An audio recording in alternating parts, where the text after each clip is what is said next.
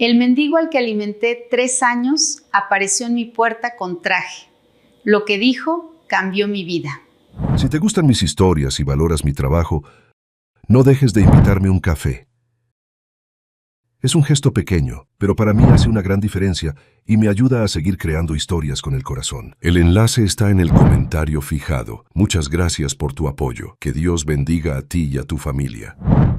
Elena Vargas se despertó ese martes, como lo hacía todos los días desde hacía 4 años, con el corazón cargando un peso que no desaparecía con el sueño.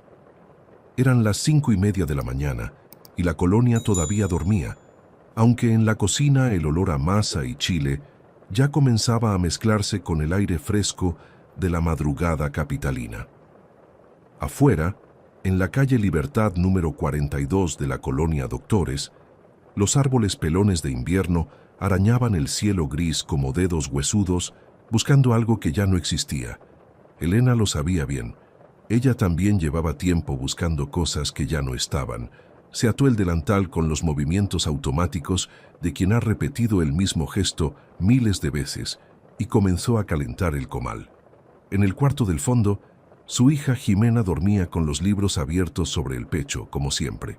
La muchacha tenía 16 años y el cerebro más luminoso que Elena había visto en su vida, aunque se guardaba ese orgullo muy adentro, porque los tiempos no estaban para vanidades. Jimena quería estudiar medicina. Jimena iba a estudiar medicina. Eso Elena lo había decidido mucho antes de saber cómo iba a pagarlo. El comedor comenzaba a funcionar a las 11 de la mañana, pero los preparativos empezaban antes del amanecer. Elena hacía pozole los lunes, mole los martes, caldo de res los miércoles, enchiladas los jueves, birria los viernes y los fines de semana vendía tamales en la banqueta. Era el negocio que Marcos le había ayudado a construir antes de morir. Un comedor pequeño con 8 mesas de plástico donde los trabajadores de la zona comían con el único requisito de que no se tardaran más de 40 minutos porque había lista de espera. Elena cocinaba bien. Cocinaba con esa generosidad particular de quien aprendió que la comida es la forma más honesta de decirle a alguien que vale algo. Fue precisamente esa convicción la que, 3 años atrás, la había llevado a cargar un plato extra hacia la banca del parquecito que estaba a media cuadra de su casa. Recordaba perfectamente el día que lo vio por primera vez. Era diciembre, uno de esos diciembres capitalinos que hiela el alma más que el cuerpo, con ese viento seco que baja del ajusco y se mete por debajo de la ropa sin pedir permiso. Elena venía del mercado con las bolsas pesadas cuando lo vio. Un hombre mayor, de unos 60 y tantos años, sentado en la banca del parquecito, con un cartón doblado sobre las piernas y los ojos puestos en ningún lugar. Tenía la barba larga y blanca, la ropa raída pero no sucia con esa suciedad de quien acaba de caer en la calle, sino con la mugre acumulada de semanas, de meses tal vez.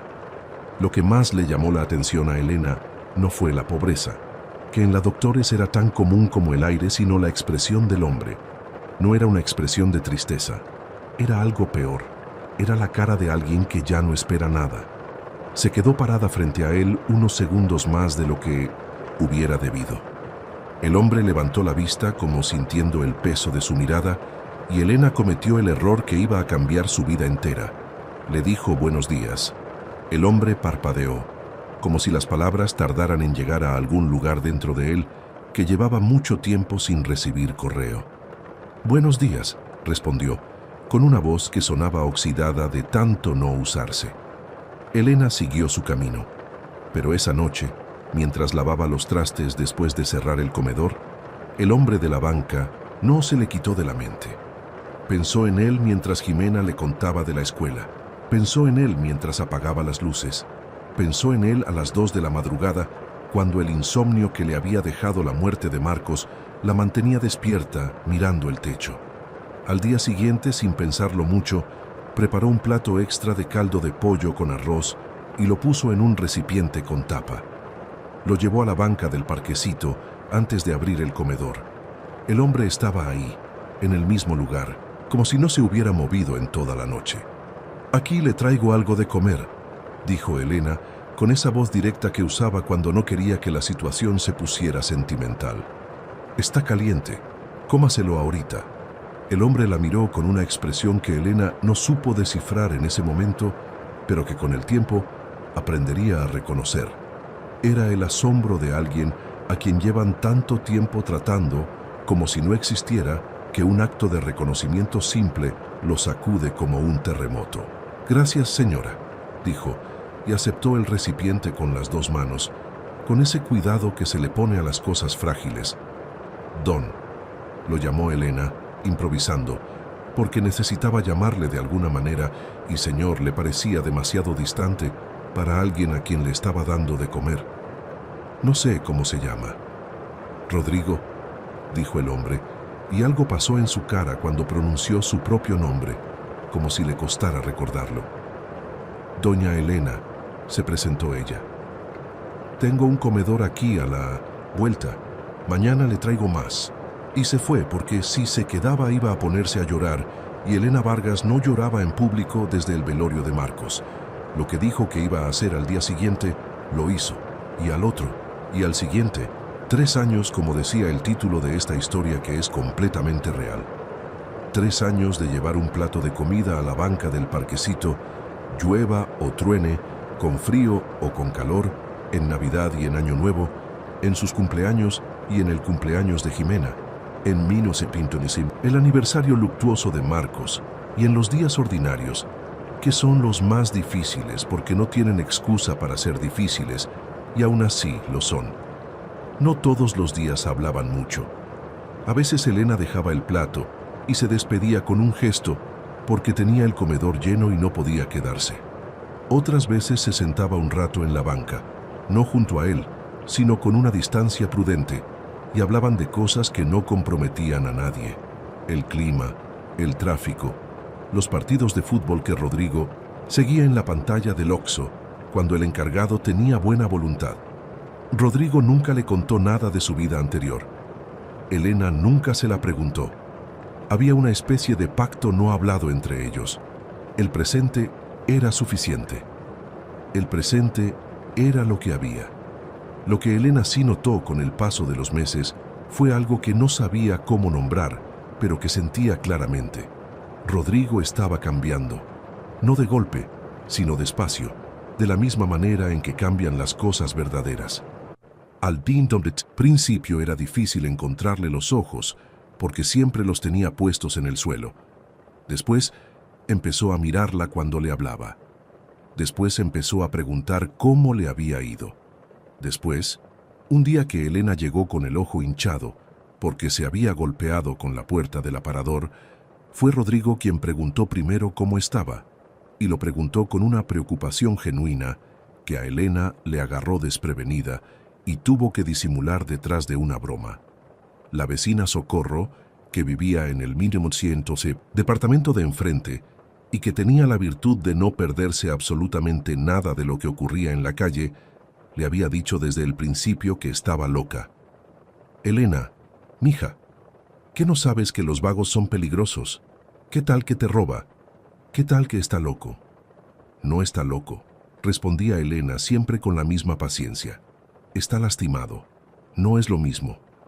Tú y tu filosofía», refunfuñaba Socorro, aunque Elena la había visto más de una vez asomarse a la ventana para vigilar que el hombre de la banca no le fuera a hacer nada a su amiga. Jimena, por su parte, había aceptado la situación con la naturalidad de quien creció viendo a su madre dar sin pedir nada a cambio. A veces, cuando Elena estaba muy ocupada, era Jimena quien llevaba el plato y se quedaba platicando con Rodrigo mientras él comía. El hombre le enseñó algo que Jimena no olvidaría, a leer el cielo. Había sido, antes de lo que fuera que le había pasado, alguien que sabía de muchas cosas y se le notaba en la manera de hablar cuando bajaba la guardia, en los libros que le pedía prestados a Elena, con una deferencia que parecía más de otro tiempo que de este.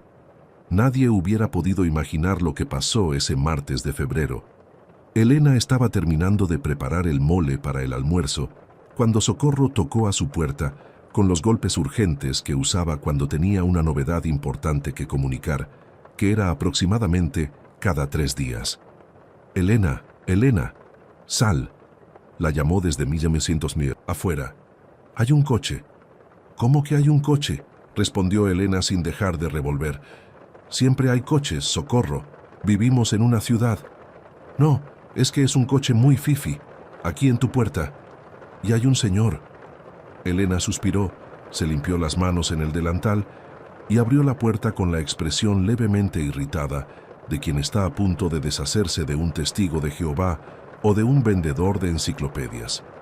Lo que vio, en cambio, la dejó sin palabras. Frente a su casa estaba estacionado un automóvil negro, grande, silencioso, de esos que cuestan más que toda la colonia Doctores junta. Y junto al automóvil, de pie en la banqueta con una postura que Elena no le conocía, estaba Rodrigo. Tardó varios segundos en reconocerlo. No era solo el traje, aunque el traje era impecable, de ese color azul marino que tienen las cosas cuando cuestan lo que no se debe gastar, con una corbata de seda del mismo tono y unos zapatos que brillaban como si nunca hubieran tocado una banqueta, de la Doctores, y probablemente todavía no lo creían. Era la manera en que estaba parado. Era el maletín de piel café oscuro que sostenía con la mano derecha. Era, sobre todo, que ya no tenía barba. Sin la barba blanca, Rodrigo era un hombre distinto, o más exactamente, era el hombre que siempre había sido debajo de todo lo demás. Señora Helena, dijo, y la voz era la misma pero diferente, como cuando reconoces una canción en un arreglo que nunca habías escuchado.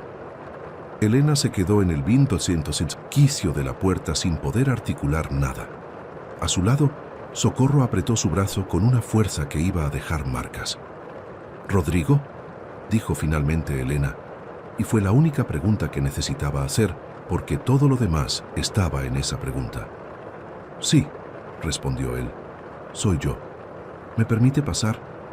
Hay cosas que necesito decirle, cosas importantes.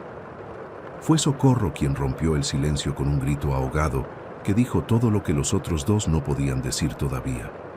Sentados en la mesa del comedor con las 8 sillas de plástico vacías a su alrededor y el olor a mole flotando en el aire, Rodrigo abrió el maletín y sacó una carpeta gruesa que puso sobre la mesa. Pero antes de abrirla, antes de decir nada de lo que había venido a decir, hizo algo que Elena no esperaba. Juntó las manos sobre la mesa, bajó la cabeza y se quedó así, quieto, durante lo que le parecieron varios minutos, aunque probablemente fueron solo unos segundos. Cuando levantó la vista, Elena vio que tenía los ojos brillantes. No sé cómo empezar, dijo. Empiece por donde pueda, respondió Elena, con esa voz suave que usaba cuando Jimena tenía pesadillas. Rodrigo asintió y empezó a hablar. Se llamaba Rodrigo Anaya Fuentes. Tenía 64 años. Había nacido en Monterrey, pero se había venido a vivir a la Ciudad de México cuando tenía 22, con 100 pesos en la bolsa, una mochila y la certeza irracional de que iba a construir algo grande. Tardó 20 años en lograrlo. Constructora Anaya había sido su vida, su identidad. El hijo que nunca tuvo con su esposa Lucía, porque Lucía no podía tener hijos, y porque él siempre había estado demasiado ocupado como para adoptar, lo cual era una de las muchas cosas que no le perdonaba a sí mismo. La empresa había llegado a tener 250 empleados y proyectos en 6 estados de la República. Habían construido escuelas, hospitales, unidades habitacionales. Habían construido cosas que importaban. Su socio, desde el principio, había sido un hombre que se llamaba Gerardo Infante Solís. Se habían conocido en la universidad, habían compartido el sueño desde antes de que el sueño tuviera nombre.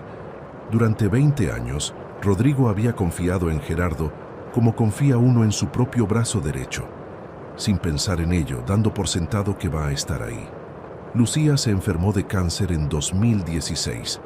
No de esos cánceres que dan tiempo para prepararse, sino del otro tipo, el que llega ya terminado, su trabajo de destrucción, y solo te avisa para que sepas que no hay nada que hacer. Rodrigo se fue de la empresa, no formalmente, no con papeles, sino de la manera en que uno se va cuando algo más importante se lo lleva. Se fue con la mente, con el corazón, con los ojos. Dejó todo en manos de Gerardo porque confiaba en Gerardo y porque Lucía era lo único que le importaba entonces. Lucía murió en marzo de 2017. Rodrigo se quedó sentado junto a su cama en el hospital por 4 horas después de que se fuera, incapaz de moverse, incapaz de pensar que el mundo seguía funcionando ahí afuera, porque el mundo le parecía una broma cruel de proporciones imposibles. Cuando finalmente salió del hospital y quiso volver a la empresa, descubrió que ya no había empresa a la cual volver. Gerardo lo había orquestado todo durante los meses de la enfermedad de Lucía, cuando Rodrigo estaba demasiado ocupado muriendo en vida para revisar contratos, balances, movimientos de cuentas. Las transferencias habían sido graduales, casi invisibles, de las que solo detectas cuando ya es tarde. El fraude era técnicamente impecable. Gerardo había usado prestanombres, empresas fantasma, maniobras legales que tardarían años en desenredarse. Para cuando los abogados de Rodrigo terminaron de explicarle la situación, la conclusión era simple y devastadora. No había caso. O más exactamente, había caso, pero el caso tomaría entre 5 y 10 años en resolverse. Costaría una fortuna que Rodrigo ya no tenía, y las posibilidades de recuperar algo eran menores al 30%. Rodrigo contrató a los abogados de todos modos. Vendió el departamento para pagarlos. Vendió el coche. Vendió lo que tenía. Se fue a vivir a un cuarto de renta en La Guerrero. Y entonces, sin Lucía, sin la empresa, sin el dinero, sin el sentido de que alguna de esas cosas valiera la pena de todas formas, empezó a beber. Habló de esa parte rápido, con la brevedad de quien no quiere darle demasiado espacio a la vergüenza, pero tampoco quiere esconderla.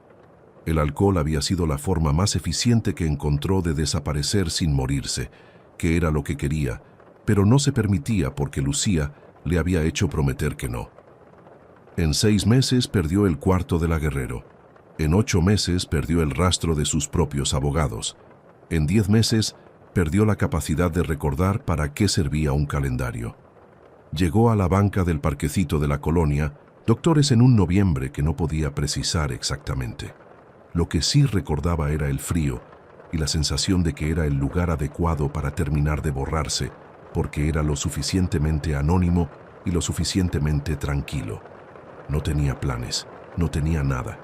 Y entonces llegó una mujer con bolsas del mercado y le dijo buenos días. Rodrigo se detuvo ahí. Miró a Elena con una expresión que ella no supo sostener completamente y tuvo que bajar la vista al mantel a cuadros de su propia mesa. Usted no sabe lo que significó eso, dijo Rodrigo. Los buenos días, no porque no hubiera gente que me dijera buenos días, que lo sabía, aunque pocos, sino por la manera en que usted lo dijo, sin lástima, sin ese tono que tiene la gente cuando le habla a alguien que considera menos. Me habló como le hablaría a cualquier persona, como si yo todavía fuera una persona. Elena apretó los labios, no dijo nada. Cuando al día siguiente me trajo el caldo, continuó Rodrigo, lo primero que pensé fue que no iba a volver, que era de las personas que hacen algo bueno una vez para sentirse bien consigo mismas y ya. Pero volvió, y siguió volviendo, y con el tiempo me fui dando cuenta de que usted no me daba de comer para sentirse buena persona. Me daba de comer porque para usted era la cosa natural a hacer cuando alguien tiene hambre. Esa diferencia, doña Elena, es enorme. Es la diferencia entre la caridad y el respeto. Elena pensó en sus abuelos, en su madre, en todas las mujeres de su familia que habían cocinado para medio mundo sin que nadie les preguntara por qué. Pensó en Marcos, que le había dicho una vez que ella tenía el don de hacer que la gente se sintiera vista. Pensó en lo mucho que extrañaba que alguien le dijera esas cosas. Al año de estar en la banca, dijo Rodrigo, me buscó un hombre, un ex colaborador de la empresa, alguien que me había apreciado genuinamente y que llevaba meses tratando de localizarme. Se llamaba... Bueno, eso no importa ahora. Lo que importa es que ese hombre se sentó conmigo en esa banca, aquí a la vuelta, y me dijo algo que yo no estaba en condiciones de escuchar, pero que, creo, había podido escuchar porque usted me había ido devolviendo poco a poco algo que yo había perdido. ¿Qué le dijo?, preguntó Elena, porque no pudo contenerse.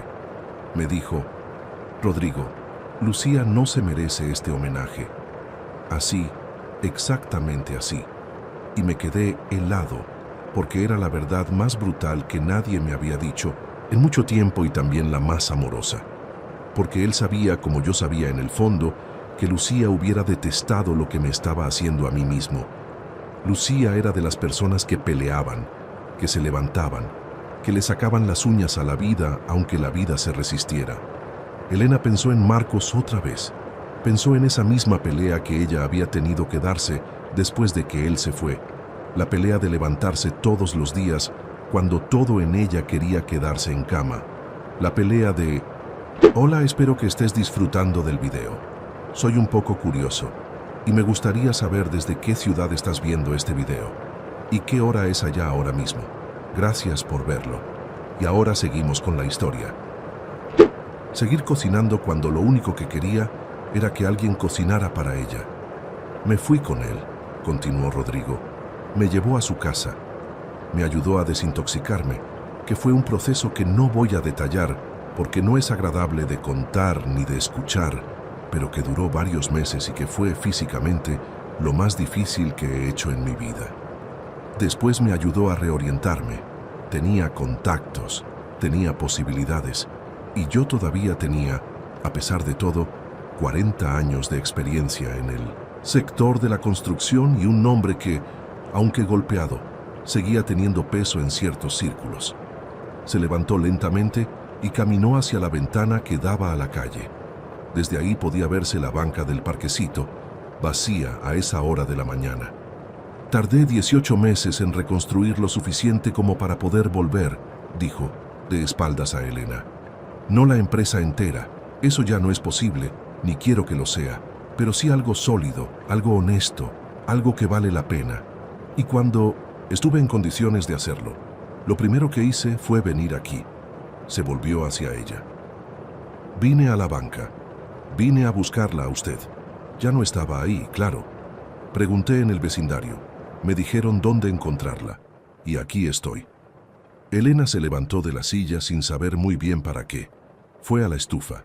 Revolvió el mole que ya no necesitaba que lo revolvieran y se quedó con la cuchara en la mano mirando el fondo de la olla. ¿Y qué quiere ahora, don Rodrigo?, preguntó con una voz que sonó más seca de lo que pretendía. Quiero, empezó él y se detuvo. Quiero varias cosas, pero primero quiero que sepa algo que descubrí hace algunos meses y que creo que usted tiene derecho a saber. Elena se volvió despacio. Rodrigo fue hacia el maletín y sacó la carpeta gruesa que había sacado antes y que hasta ese momento no habían abierto. La puso en la mesa, la abrió y Elena vio hojas y hojas de documentos, contratos, reportes, fotos, impresiones de correos, electrónicos. Cuando empecé a reconstruir mis contactos en el sector, dijo Rodrigo con una voz que había cambiado de tono, que se había vuelto más seria y más fría al mismo tiempo, me crucé de nuevo con el nombre de Gerardo Infante Solís, mi ex socio, el hombre que me robó la empresa. Elena esperó. Gerardo no se detuvo cuando me destruyó a mí.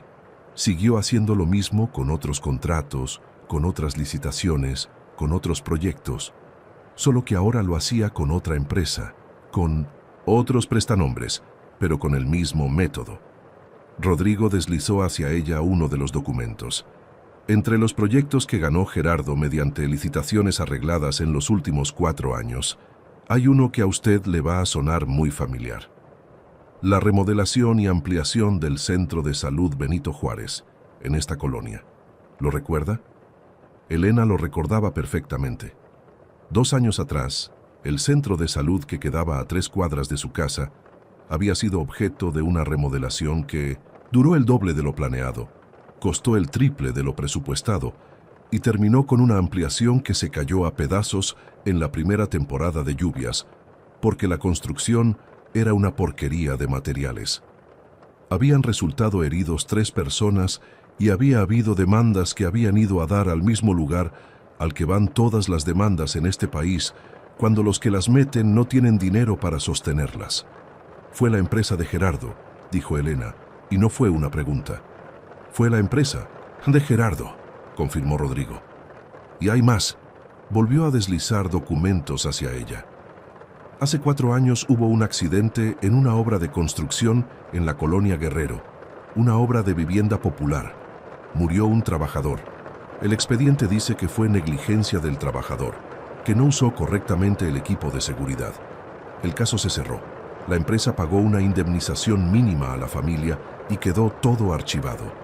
Elena sintió que el suelo debajo de ella se volvía inestable de 1900, una manera que nada tenía que ver con los temblores.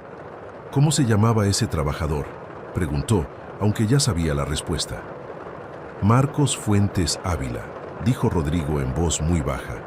El silencio que siguió fue de los que tienen peso y volumen, de los que ocupan el espacio de una habitación entera. Elena se sentó, o más bien se dejó caer en la silla, porque las piernas dejaron de funcionar de golpe. Las manos le temblaban levemente y ella las miró como si fueran de otra persona. Marcos, dijo, y solo eso, porque el nombre de su marido muerto era una oración completa. Lo siento mucho, dijo Rodrigo, y lo decía en serio, con ese dolor específico de quien sabe lo que es perder a alguien y entiende lo que esas palabras no alcanzan a cubrir. Lo siento mucho, doña Elena. Cuando descubrí la conexión no podía creerlo. Estuve semanas verificando, revisando, asegurándome de que los datos eran correctos. Y lo son. ¿Qué encontró?, dijo ella, con una voz que ya no temblaba, porque se había vuelto de piedra. El accidente no fue culpa de Marcos. Los reportes de inspección de esa obra habían sido falsificados. El andamio donde estaba trabajando Marcos tenía fallas estructurales que habían sido detectadas días antes por el residente de obra.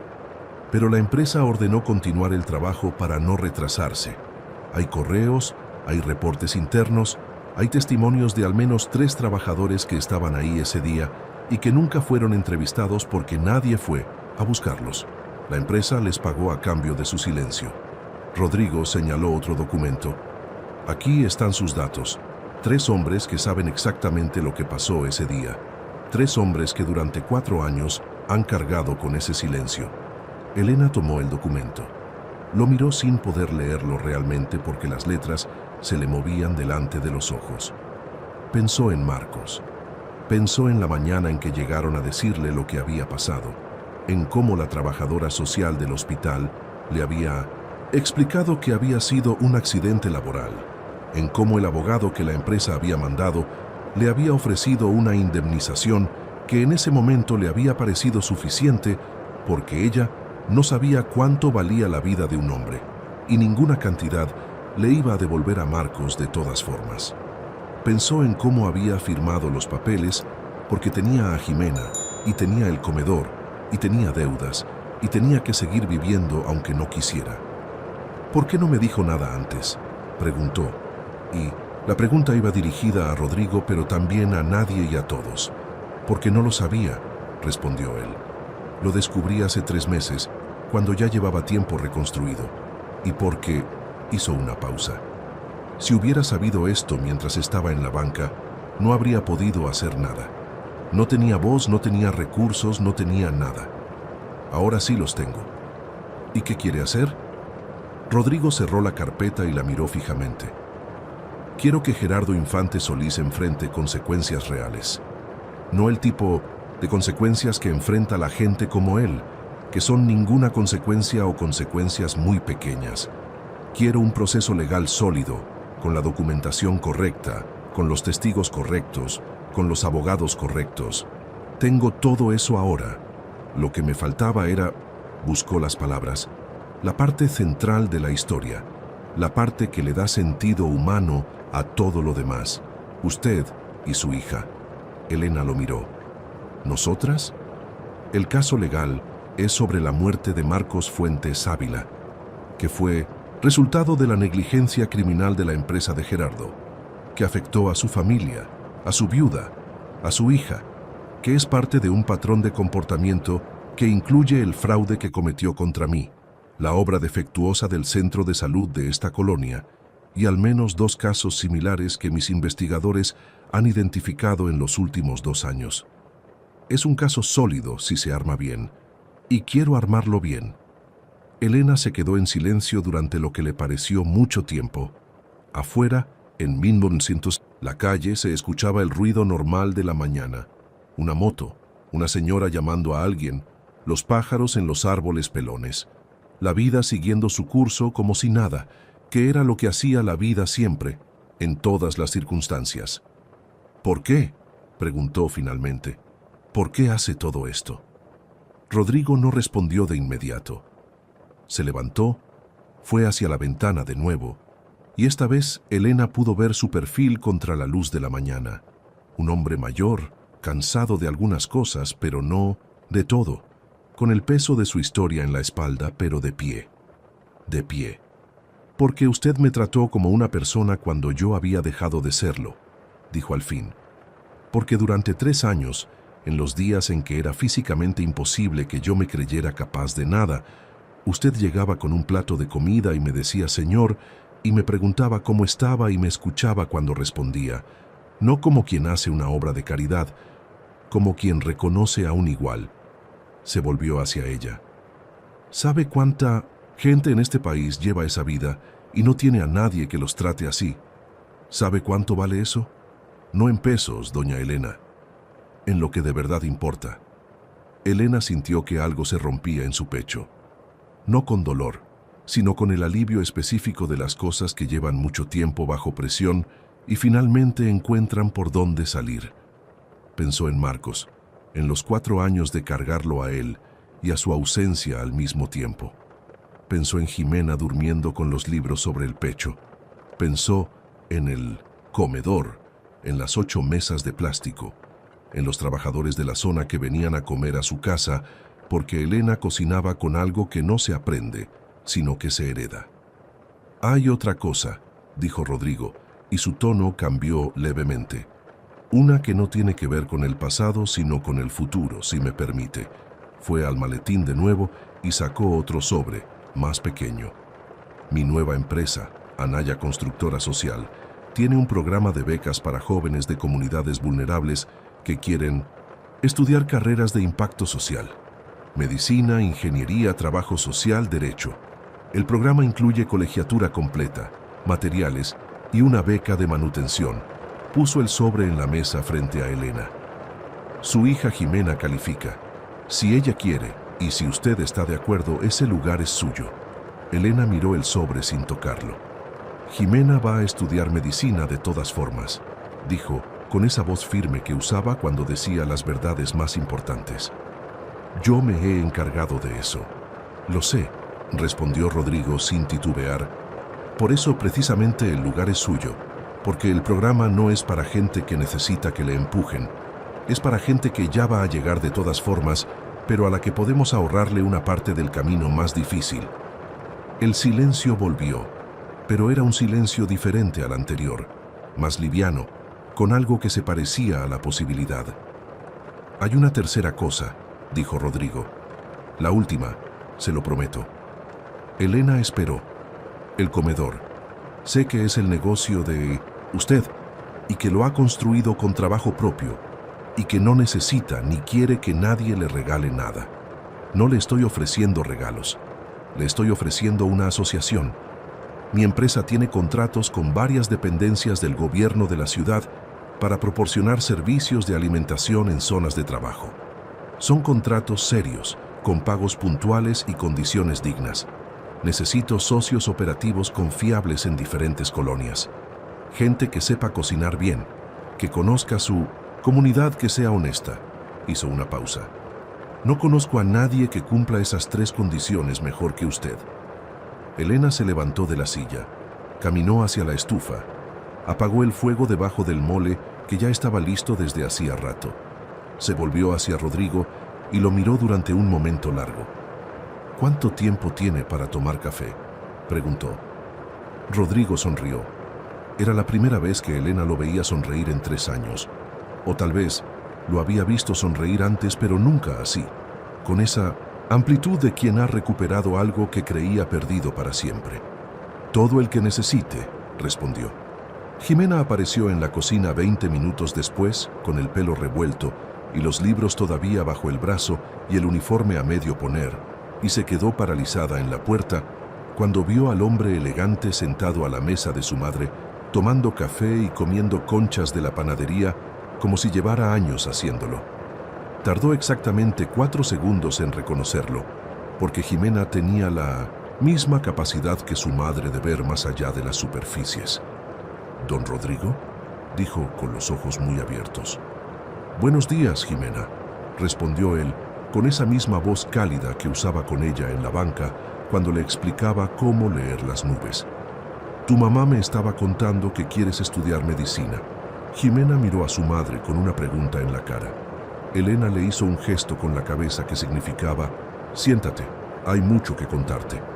Socorro llegó a los 40 minutos, incapaz de aguantar más la curiosidad, con el pretexto de pedir prestada una cebolla que nadie le había pedido que trajera y que de todas formas no iba a usar.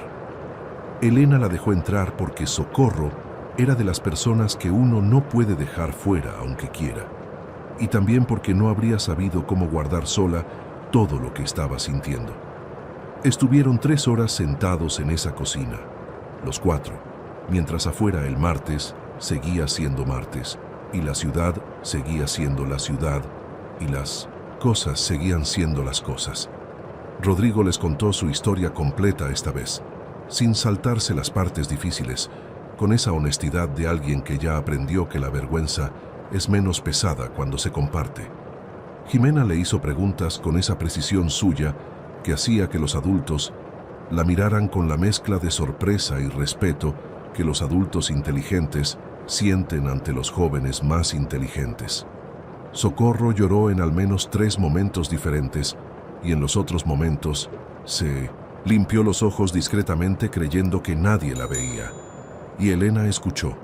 Escuchó todo con esa atención total que era su manera de honrar a las personas, con las manos alrededor de la taza de café, pensando en Marcos y en la obra mal construida, y en los testigos silenciados y en que la vida es una cosa oscura y complicada, que a veces, solo a veces, se organiza de una manera que parece casi un argumento. Cuando Rodrigo se fue, pasadas las 2 de la tarde, el comedor estaba cerrado por primera vez en años en un día de semana y Elena ni siquiera lo había notado. Jimena estaba sentada en la mesa con el sobre de la beca en las manos, mirándolo sin abrirlo todavía. «¿Qué vas a hacer, mamá?», preguntó. Elena estaba lavando las tazas del café. Las lavó despacio como lavaba todo lo que importaba. «Voy a llamar al abogado que me recomendó don Rodrigo», dijo. «Y después voy a reabrir el comedor y voy a preparar la cena porque mañana es miércoles, y los miércoles hay caldo de res». Jimena sonrió. «¿Y lo de la asociación?». Elena se secó las manos en el trapo de cocina. Pensó en el comedor, en las 8 mesas de plástico, en los trabajadores de la zona, en la colonia entera que había sido su mundo durante toda su vida adulta. «Estoy pensando», dijo, «que para trabajar con alguien hay que conocerlo bien, y a don Rodrigo lo conozco hace 3 años.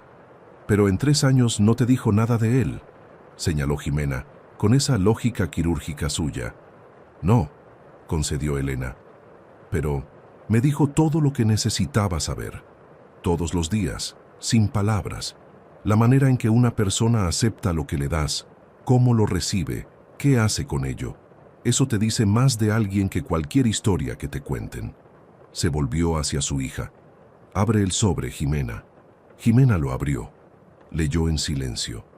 Elena la veía desde la distancia de la cocina, observando cómo la cara de su hija cambiaba mientras leía, cómo los ojos se le iban abriendo, cómo la mandíbula se le aflojaba levemente, con ese gesto que tenía cuando algo la sorprendía de verdad, que no era fácil porque Jimena no se sorprendía de casi nada. «Mamá», dijo Jimena, con una voz que Elena no le conocía del todo, una voz de 16 años que se asomaba a algo que había creído que iba a tardar mucho más en llegar. «Mamá, es la UNAM. El convenio es con la UNAM». Elena sintió algo caliente subirle por el pecho. No lloró. Elena Vargas no lloraba en público desde el velorio de Marcos, y Jimena era público. Suficiente. Pero se permitió un segundo, solo un segundo, de cerrar los ojos y pensar en su marido, pensar en cuánto le hubiera gustado verlo, en lo orgulloso que estaría.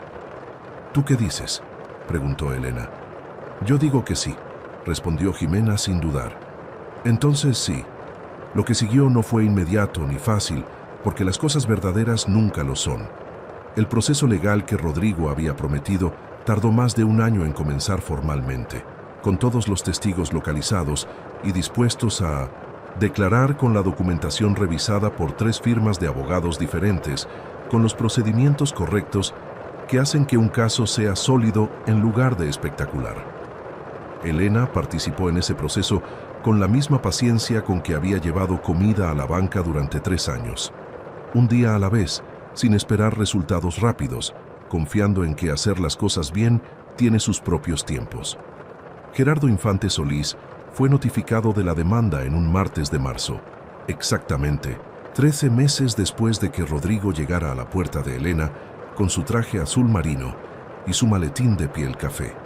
El proceso judicial tomaría su tiempo, como toman su tiempo todas las cosas que importan, pero el hecho de que existiera, de que tuviera nombre y número de expediente y juez asignado, ya era una victoria que Elena no había sabido que necesitaba hasta que la tuvo.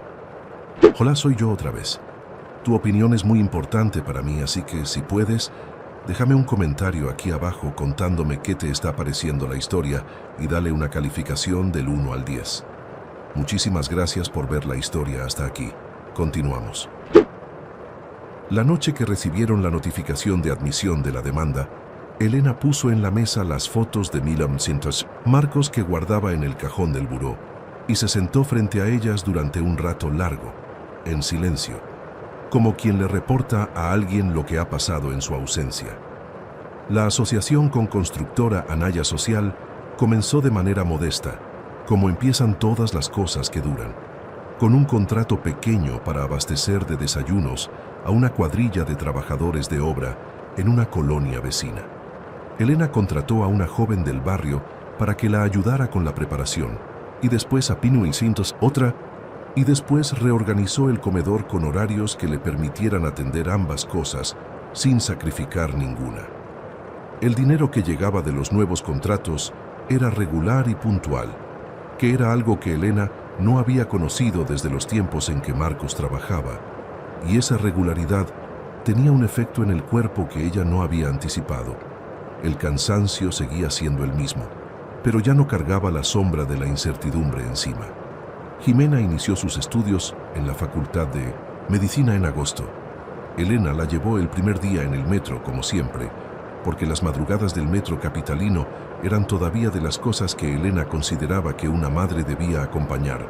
Jimena protestó brevemente, con la dignidad de sus 16 años, y después se calló porque sabía que con su madre ciertas batallas no se ganaban y tampoco había que ganarlas. En la primera estación, Jimena sacó un libro de la mochila y empezó a leer. Elena la vio de reojo, su hija, con el cabello recogido y los lentes que usaba para leer, y el libro de bioquímica abierto en el regazo, completamente concentrada, completamente en su camino. Y sintió, con una claridad que no había sentido en mucho tiempo, que las cosas estaban en el lugar correcto. No perfectas, nunca perfectas, porque la vida real no tiene esa cualidad y no la necesita, pero en su lugar. Rodrigo y Elena habían establecido una dinámica que ninguno de los dos habría sabido nombrar exactamente, pero que funcionaba con la naturalidad de las cosas que se construyen sin prisa y sin agenda. Se veían una vez por semana, a veces 2, para revisar los contratos de la asociación, para hablar del proceso legal, para tomar café. Rodrigo seguía siendo un hombre de pocas palabras sobre sí mismo, pero de mucha atención hacia los demás. Y Elena apreciaba eso, porque era una cualidad que compartían. Socorro, que no perdía oportunidad de meterse, había hecho ya insinuaciones de varias naturalezas que Elena había ignorado con una paciencia olímpica. «Es que ya no está tan feo», argumentaba Socorro, «con el rasurado y el traje. No está feo ni bien parecido, está bien», decía Elena. «Y con eso me basta». «¿Y qué más necesitas?» «Tranquilidad, Socorro. Necesito tranquilidad, que es algo que tú no me das nunca». Lo que no le decía a Socorro, porque algunas cosas son solo de uno, era que a veces, cuando Rodrigo se iba después de una de esas reuniones de trabajo que duraban más de lo estrictamente necesario porque la conversación derivaba hacia otros temas y ninguno de los dos hacía nada por detenerla, Elena sentía algo que no sentía desde hacía mucho tiempo. No exactamente alegría, que era un concepto que le parecía demasiado liviano para su temperamento, sino algo más parecido a lo que siente uno cuando una ventana que ha estado cerrada mucho tiempo se abre y entra aire fresco, sorpresa y gratitud, y la sensación de que el cuarto puede respirar de nuevo. Había una cosa que Rodrigo había dicho en esa primera conversación que a Elena le seguía dando vueltas en la cabeza. Había dicho que ella lo había tratado como a una persona cuando él había dejado de sentirse uno. Y Elena pensaba en eso, en lo que significaba realmente. Pensaba en todas las personas que en este mundo estaban en la banca de alguien, metafórica o literalmente, esperando que alguien les dijera buenos días de la manera correcta. Pensaba en que la diferencia entre ayudar a alguien y reconocer a alguien era enorme. Era quizás la diferencia más importante que existía entre los seres humanos, y que ella lo había aprendido sin que nadie se lo enseñara. De la misma manera en que había aprendido a cocinar y a levantarse de madrugada y a seguir adelante cuando no tenía ganas. De las mujeres de su familia que habían hecho esas cosas siempre sin ponerles nombre. Pensaba también con una honestidad que se permitía solo en la intimidad de sus propias reflexiones, que ella también había necesitado a Rodrigo. No de la manera en que él la había necesitado a ella, no con esa urgencia de supervivencia, pero sí de una manera real. Durante los 3 años en que le llevaba comida a la banca, Elena había tenido a alguien que la escuchaba sin pedirle nada a cambio. Alguien que se alegraba genuinamente cuando llegaba. Alguien para quien su presencia importaba de una forma simple y clara. Después de la muerte de Marcos, eso había sido más valioso de lo que ella había querido admitirse. La vida tiene esa manera de devolvernos las cosas. No siempre, no a todos, no de la forma en que esperaríamos, pero a veces, con la maraña impredecible de sus conexiones y sus coincidencias, devuelve algo que no sabíamos que habíamos dado, de una manera que no habríamos podido anticipar, en el momento en que menos lo esperamos. Un año después de la visita de Rodrigo, el comedor de Elena tenía 12 mesas en lugar de 8 y 2 empleadas de tiempo completo. Jimena terminó su primer año de medicina con las calificaciones más altas de su grupo, lo cual sorprendió a todos excepto a Elena, que lo había dado por sentado desde el principio. El caso legal seguía su curso con la lentitud propia de los procesos judiciales, pero los abogados eran buenos, y los testigos eran consistentes y la documentación era sólida, y eso era lo que había. Y Rodrigo Anaya seguía tomando café en la mesa del comedor de Elena, los martes por la mañana antes de que llegaran los clientes del almuerzo, con la misma puntualidad que había tenido durante 3 años en la banca del parquecito, solo que ahora llegaba en el coche negro que Elena había aprendido a distinguir desde la ventana, y ahora hablaban de negocios y de legajos judiciales y de las cosas de la vida, y ahora ya no era necesario guardar distancia prudente, porque la distancia que quedaba entre ellos era exactamente la que los dos habían decidido, sin palabras, que debía quedar. Socorro los espiaba desde su ventana de enfrente con el disimulo de un elefante en una cristalería, y Elena lo sabía, y no decía nada porque Socorro era Socorro, y algunas personas son así, y uno las quiere de todas formas. Hay historias que empiezan en un momento que parece menor. Una bolsa del mercado, una banca de parque, un buenos días dicho de la manera correcta. Hay historias que se construyen en el silencio de los años, sin que ninguno de los que las viven sepa que está construyendo algo. Y hay historias que, cuando al fin se cuentan, parecen demasiado perfectas para ser reales, demasiado redondas, demasiado llenas de significado. Esta es una de esas historias, y es completamente real. Elena lo sabe porque la vivió. Jimena lo sabe porque creció dentro de ella. Rodrigo lo sabe porque fue salvado por ella, no por dinero, ni por recursos, ni por ninguna de las cosas que el mundo considera importantes, sino por el acto más simple y más radical que existe. ser visto, ser tratado como alguien que importa, no porque haya ganado ese derecho, no porque lo merezca más que otros, sino porque está ahí y eso basta. La banca del parquecito sigue ahí, a media cuadra de la casa de Elena. Algunos días, cuando el almuerzo ya está listo y todavía faltan minutos para que lleguen los primeros clientes, Elena sale y camina hasta ella y se sienta un momento, sola. No piensa en nada en particular. Mira los árboles, que ya no están pelones porque es primavera y han recuperado sus hojas con esa terquedad que tienen los árboles de seguir existiendo. Escucha los pájaros, siente el sol en la cara y después se levanta y vuelve al comedor, porque hay trabajo que hacer y gente que alimentar y una hija que va a ser médica y una historia que todavía no ha terminado de contarse, porque las historias reales no terminan, solo llegan a un lugar donde es posible respirar y desde ahí siguen. Y me encantaría saber qué te pareció esta historia. Déjalo en los comentarios, porque siempre los leo. No olvides dejar tu like, compartir este video con tus amigos y suscribirte al canal para no perderte las próximas historias que te emocionarán. Y mira, justo ahora hay otro video apareciendo en pantalla. Haz clic y continúa viviendo más emociones con nosotros. Muchas gracias por tu tiempo, tu apoyo y tu corazón. Que Dios te bendiga a ti y a tu familia.